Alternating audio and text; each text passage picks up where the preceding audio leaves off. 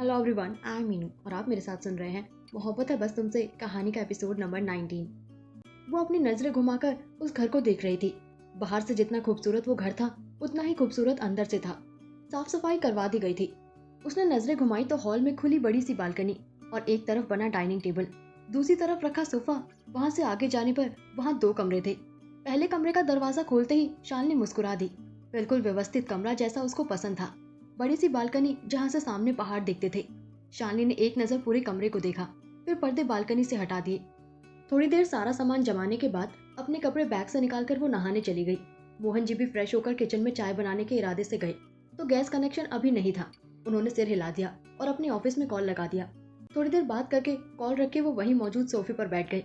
शालिनी नहाकर बाहर निकली तो आईने में खुद को देखकर फीका सा मुस्कुरा दी। कितनी बेवकूफ थी मैं। किसी ने मुझे प्यार के नाम पर बेवकूफ बनाया सिर्फ बदला लेने के लिए। वो सब नाटक किया और मैं उससे सच्चा प्यार करते चली गई। नफरत है मुझे पीयूष तुमसे। खुद से नफरत है मुझे। तुम्हारी वजह से, बस तुम्हारी वजह से भरोसा उठ गया है मेरा प्यार से। खुद से नफरत हो गई है मुझे। क्यों तुम पर भरोसा किया मैंने। कहते हुए उसकी आंखों से आंसू गिरने लगे। अगले ही पल उसने अपने आंसुओं को पोंछकर वो जबरदस्ती ही मुस्कुरा दी। तभी उसकी नजर अपनी गर्दन पर बने निशान पर गई। एक बार फिर सारी यादें ताजा हो गई। उस निशान को हल्का सा छूने के लिए उसने अपने हाथ उठाए ही थे, मगर तुरंत ही अपने हाथ नीचे जड़ दिए। गले में दुपट्टा लगाते हुए उसने एक बार खुद को देखा। अपनी हरी आंखों में फैली लालिमा और उदासी को छुपाने के लिए वो मुस्कुरा दी और गहरी सांस छोड़कर हॉल की तरफ बढ़ गई। अलार्म लगातार बज रहा था। तभी वॉशरूम का दरवाजा खुला और पीयूष बाहर आया। उसके गीले बालों से पानी की बूंदें कंधे और पीठ पर गिर रही थी और वो सिर्फ लोअर में था। बेड पर रखा टॉवल उठाकर अपने बाल पोंछकर उसने वो टॉवल बेड पर ही रख दिया। अलार्म को बंद करके उसने कपबोर्ड से अपने कपड़े निकाले और तैयार होने चला गया। थोड़ी देर बाद वो तैयार होकर वापस कमरे में आया तो उसकी नजर सामने की दीवार पर गई। वो मुस्कुरा दिया। सामने की दीवार शालिनी की बचपन से लेकर अब तक की सारी तस्वीरों से भरी हुई थी। उसकी तस्वीर को छूते हुए ना चाहते हुए भी उसकी आंखें नम हो ही गई। उसने खुद से ही कहा, बचपन से जो मांगा वो मिलता गया, शायद इसीलिए जिद्दी बनता गया। कोई कुछ भी बोल दे, कुछ भी कर दे, मेरे ईगो पर लग जाती थी और फिर उससे बदला लेने के लिए मैं कुछ भी कर सकता था। शायद इसीलिए छोटा था तभी माँ भी छोड़कर चली गई थी। दोस्त भी ज्यादा नहीं बन पाए, या यूं कहूँ सिवाय मयंक के मैंने किसी को वो हक दिया ही नहीं कि वो मुझसे दोस्ती करे। लेकिन जब तुमसे मिला तो दिमाग दिल से बगावत पर उतर आया और मैं वो गलती कर बैठा जो नहीं करनी चाहिए थी। वो आगे कुछ बोलता उससे पहले उसका फोन रिंग करने लगा। मोबाइल निकालकर देखा तो मयंक का कॉल था। उससे बात करने के बाद वो वहां से निकल गया। उसकी बाइक कॉलेज के बाहर आकर रुकी तो सबकी नजर उस पर ही चली गई। पूरे कॉलेज में शालिनी वाली बात फैल गई थी, इसलिए किसी के अंदर हिम्मत नहीं थी कि कोई कुछ बोले। बाइक से उतरकर वो हुडी की कैप अपने सिर पर और हाथ जेबों में डालते हुए आगे बढ़ गया तो मयंक भी उसके पीछे बढ़ गया।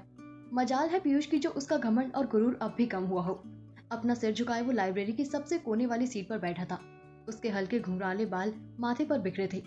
सिर पर हुडी का कैप था और विंडो पास होने की वजह से ही हवा आ रही थी। उसने अपना एक हाथ हुडी की जेब में रखा था जबकि दूसरे हाथ में कोल्ड कॉफी पकड़ी थी। उसके एग्जाम शुरू होने वाले थे और उसके बाद पूरा बिजनेस पीयूष को ही संभालना था। इस समय मयंक लेक्चर में था जबकि पीयूष लाइब्रेरी में बैठा था। पीयूष का ध्यान बुक में था। तभी उसे महसूस हुआ कि सामने जिस सीट पर शालिनी बैठा करती थी उस पर रिहा बैठी थी और उसे मुस्कुराते हुए देख रही थी। पीयूष की पकड़ कोल्ड कॉफी पर कस गई। उसने अपनी आंखें बंद की और अगले ही पल खोली। उसे ये कतई बर्दाश्त नहीं था कि शालिनी की जगह उसकी जिंदगी में कोई और ले। शालिनी ही इस सीट पर उसके साथ बैठ सकती थी, वो नहीं तो कोई नहीं। रिहा ने जब उसे देखा तो एक पल को उसकी सर्द ग्रे आंखें देखकर उसके रोंगटे खड़े हो गए। अगले ही पल पीयूष की सख्त आवाज उसके कानों में पड़ी, तुम यहाँ नहीं बैठ सकती। उसने पीयूष को हैरानी से देखा और अपनी पूरी हिम्मत जुटाकर बोली, लेकिन क्यों पीयूष। क्योंकि मैं नहीं चाहता। पीयूष ने उसकी आंखों में देखते हुए कहा तो रेहा के होठ मानो किसी ने बंद कर दिए हो। वो पूछना तो चाहती थी कि आखिर क्यों, लेकिन उसकी सारी हिम्मत पीयूष के उसकी आंखों में घूरने से ही गायब हो गई थी। बिना कुछ बोले वो बस वहां से उठ गई और उसके दिमाग में न जाने क्या चल रहा था जो पीछे उसकी दोस्त उसे बुलाती रह गई, मगर रेहा वहां से चली गई। शालिनी हॉल में बैठी थी। मोहन जी खाना बाहर से ऑर्डर कर रहे थे। तभी डोरबेल बजी। शालिनी ने उठकर दरवाजा खोला तो सामने खड़े लड़के को वो हैरानी से देखने लगी। जी आप शायद गलत घर में आ गए हैं। सामने खड़ा लड़का जो लगभग पीयूष के ही उम्र का था, उसके बिखरे बाल उसे हद से ज्यादा क्यूट बना रहे थे। ऊपर से छोटी छोटी आंखों में मौजूद शरारत। उसने टी शर्ट और लोअर पहना था। आंखों में नींद अब भी थी। ऐसा लग रहा था कि मानो उसे जबरदस्ती उठाया गया हो। शालिनी के ऐसे बोलने पर वो मुस्कुराते हुए बोला, जी नहीं जी, हम सही घर में आए हैं। आप लोग ही हैं ना जो आज ही इस घर में रहने के लिए आए हैं। उसने ऐसे बोला कि अगर शालिनी की जगह कोई और रहता तो मुस्कुरा देता, मगर शालिनी के चेहरे पर सामान्य भाव कायम थे। वो उस लड़के को घूरने लगी। सामने खड़े लड़के ने कुछ बोलने के लिए मुंह खोला ही था कि मोहन जी शालिनी के पास आए। शालू बेटा, कौन आया है? शालिनी ने एक नजर उस लड़के को देखा और अंदर की तरफ बढ़ते हुए धीरे से ही बोली, पता नहीं पापा, आप ही देखिए। मोहन जी ने उसे जाते देख सिर हिला दिया और सामने देखा तो वो लड़का अपने हाथ जोड़ते हुए बोला, नमस्ते अंकल, मैं यही पास वाले घर में रहता हूँ, आदित्य आदित्य शर्मा। वो आप लोग आज ही रहने आए हैं तो सोचा कि कोई जरूरत होगी आप लोगों को, इसलिए पूछने आ गया। मोहन जी उसकी बात सुनकर मुस्कुरा दिए और बोले, नहीं कोई जरूरत नहीं है हमें, तुम फालतू में ही परेशान हो गए।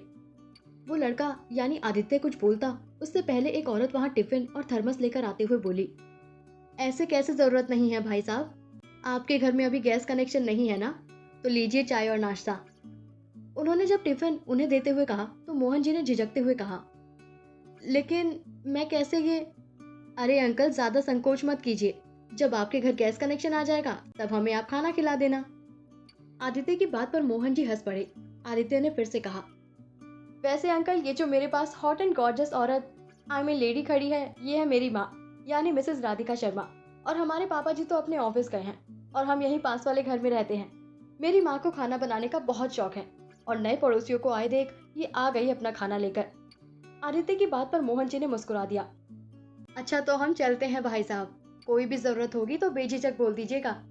कहते हुए राधिका जी ने मुस्कुराते हुए उनसे इजाजत ली तो मोहन जी बोल पड़े, अरे आप सुबह सुबह आई ही हैं तो चाय पीकर जाइए ना।